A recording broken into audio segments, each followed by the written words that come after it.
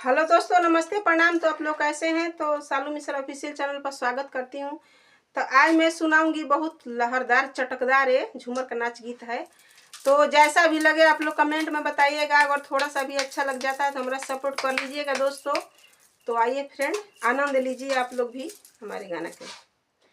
आरोतिया मोछर कटल से गाल में साटावे राजा जी, रतिया मोछर कटल से गाल में साटावे राजा जी।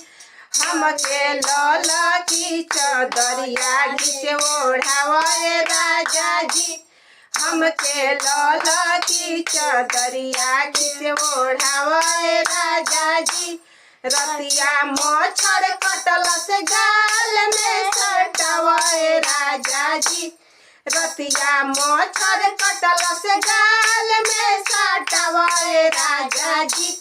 हमके लौला की चदरिया खींचे ओढ़ावे राजा जी, हमके लौला की चदरिया खींचे ओढ़ावे राजा जी। अरे बोलिया से बाएगा बोलावे राजा जी, अरे सिकंदरपुर से बाएगा बोलावे राजा जी।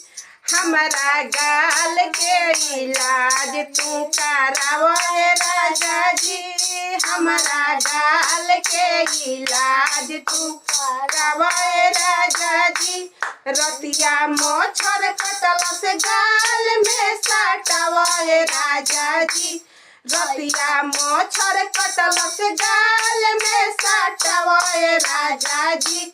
हमके लौला की चदरिया घिचे ओढ़ावे राजा जी, हमके गुड नाइट जल्दी से जलावे राजा जी, हमरा गुड नाइट जल्दी से जलावे राजा जी। हमके बकसर से बाएगा बोलावे राजा जी, हमके बनारस से बाएगा बोलावे राजा जी।